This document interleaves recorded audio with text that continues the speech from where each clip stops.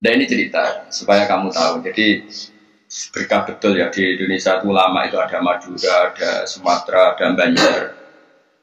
Kalau orang Banjar lebih hebat lagi. Orang Banjar itu di mana-mana pakai bahasa Banjar. Sama seperti orang Madura, di mana-mana orang pakai Madura.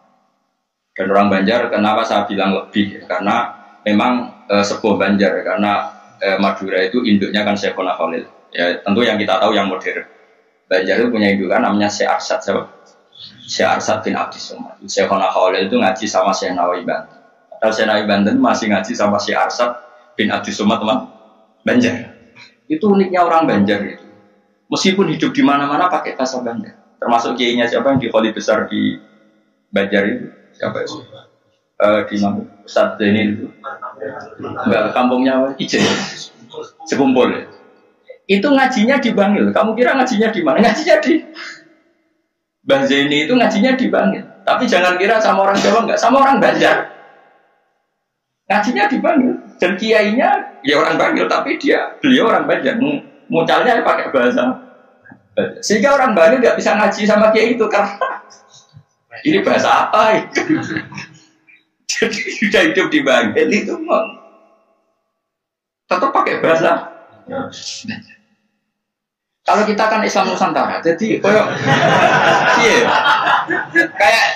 nah ini penting saya utarakan. Karena apa? Semakin lama itu orang, nah terus ini gitu ya. Saya ini kan baca kitab banyak sekali. Itu tadi saya sudah buktikan sholat sudah ada 5 mungkin. Tak teruskan. Ketika Nabi mau kabundut, dia sudah susah. Itu dibuka jendela. Itu Nabi masih di dalam. Buka jendela. Ketika melihat orang sholat itu langsung sehat. Ternyata ketika beliau sakit, orang semua di masjid tetap sholat. Masyhur kenangannya Aisyah, kenangan Sayyidah Fatimah. Fastana rawaju wasur rawaju. Nabi baru nggak sholat berdoa, semua nangis pot. Ternyata aku sukses jadi Nabi waktu sholat. Semua nangis pot. Padahal beliau sakit. Sudah usi barok, sudah pakai belenggu, sudah di kepalanya sudah diasbu, sudah dimaksud, Akhirnya apa?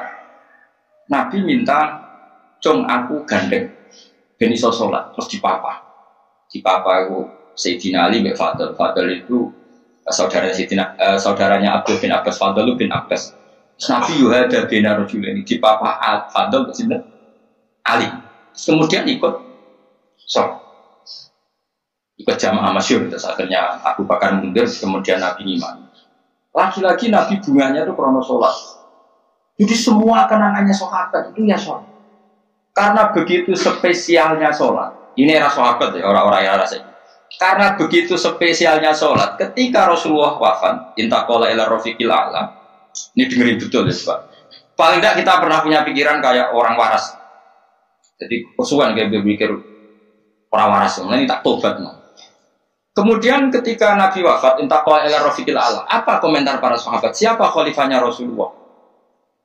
Ya orang yang disuruh Nabi sholat. Kata alasan mereka, jabatan negara itu sepele. Wong sholat sepenting itu saja Abu Bakar sing kon dadi imam. Saya ulang lagi cara berpikir sahabat. Jabatan presiden, jabatan khalifah itu cemen. Wong urusan dunia wae.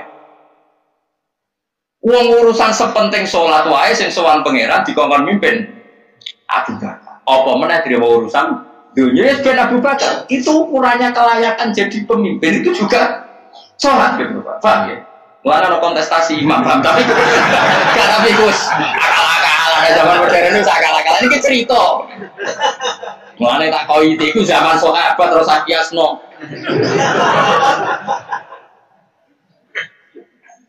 Tapi zaman pernah dengar toh, ketika sahabat milih Abu Bakar alasannya apa?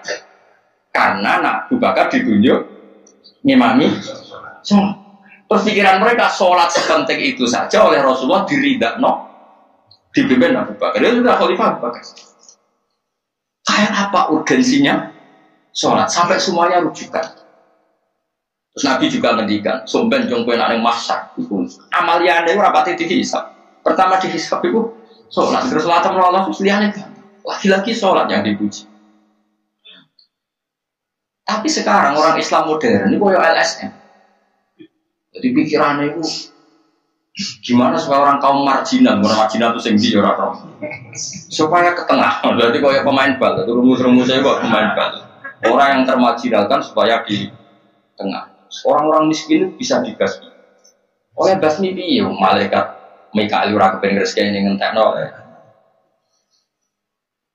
Jadi gak pikir sampai wong melarat ora salat luwih dibela timbang wong makan salat. Mergo wong makan salat jenenge berjuwis. Nek wong ora salat tapi melarat iku kaum pinggiran. LSM seringane bela kaum pinggiran. Padahal iso wae Allah ngukum wong ora salat rezekine angel. Sing sering salat diparingi barokah urip rezekine jembar. Tapi sebagian wong-wong LSM ya ora kabeh tapi kakean sing ngene iki, paham ya. Sing salat mapan nggo mobil dianggap berjuwis, antisosial. Sing ra salat terus Allah ngukum melarat, tetep dibela-bela mergo napa marji. Ngene kejugeman kalau ngono niku iku wong Islam. Kejugeman iso wae dekne melarat mergo uripe boros. Di dhuwit sithik dienggo narkoba, di dhuwit sithik nggo bokeng wong wedok. Terus melarat, bareng melarat berhubung melarat tetep mbok bela mati-matian. Tapi tak kok pangeran itu piye? Aku tak hukum malah mbok bela piye. Lah saiki lagi ora percaya tak kok aku. Sopo wae wong paling melarat ning donya terus takoki asal usule. Kira-kira mergo Allah sing dolim apa masalah ngene? Wong merantau sing ning dalan-dalan rata-rata ya ono mutunge. Melarat ning desa isin, tukaran mbek Pak D Pali terus mutung anti silaturahim minggat sementing rawuh dulur. Lho padahal ngendikane Kanjeng Nabi, paling cepet dadekno sumpeke rezeki adalah qotkur. Wong lungane wae niate ngadui dulur. Iku jenenge apa qotkur? Terus dihukum mbek pangeran merantau kangelan. Tapi saya tidak nuduh semua orang seperti itu. Tapi aku yakin nggak mungkin seperti ini tanpa sebab. Tuh bela-bela nih. Mereka kau mau dekok marginal berjuis, apa? Marginal. Kalau pikiran ini terus, nanti kita kayak zaman PKI kan. Saya tuh punya kenalan gus-gus banyak di Kediri, di Madiun, di mana-mana. Itu dulu PKI Madiun, PKI Kediri, PKI mana-mana di daerah sana itu. Mangkel kiai, jadi kiai jaga koyok bos berjuis.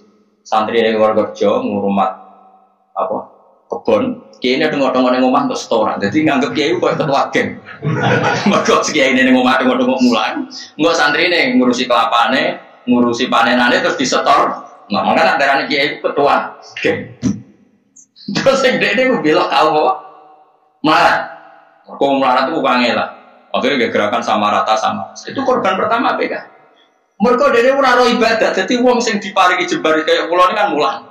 Terus rugen salam tempel, dia ketua preman terus setoran.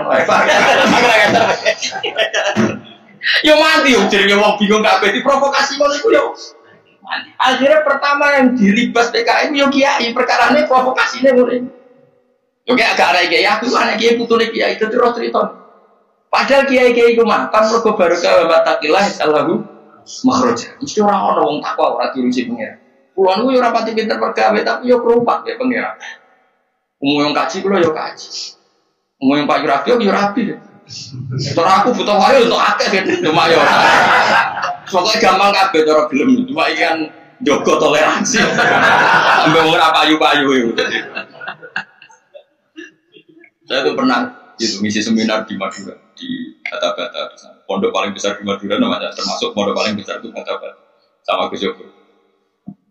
Itu cerita gini, Gus kalau di sini orang alim, kalau ini nikah kamu dikasihkan, masih dikasih uang sama calon mertua. Kalau Anda ingin, nanti pulang bisa bawa. Ini Madura, negara Islam. Yang pemandunya itu bilang aduh. Aku mau ngaku kesuwen dari kiai Jawa Tengah. Kesuwen ra tau roh ngono iku. Jadi kok kaget tuh. Masa gitu ya. Lalu ada pendereknya lagi. Pengiringnya tak tanya apa betul gitu? Oh iya betul sekali.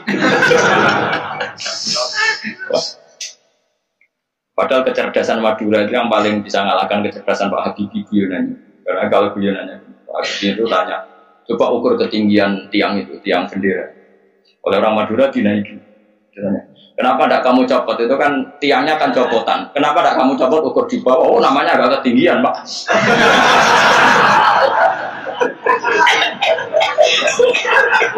Makanya guyonannya, ya itu guyonan. Habib itu belum pernah debat kalah kecuali ngadu orang.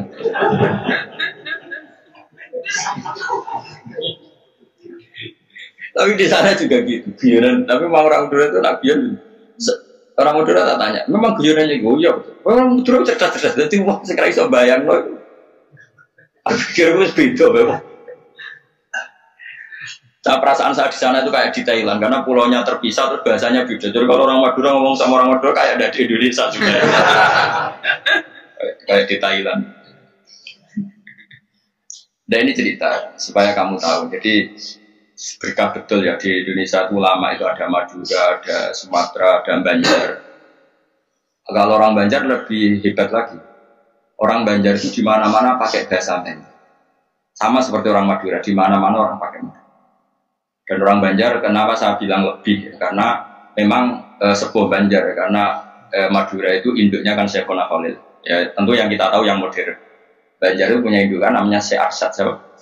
Syekh Arsad bin Abdis Somad. Syekhona Khalil itu ngaji sama Syekh Nawawi Banten.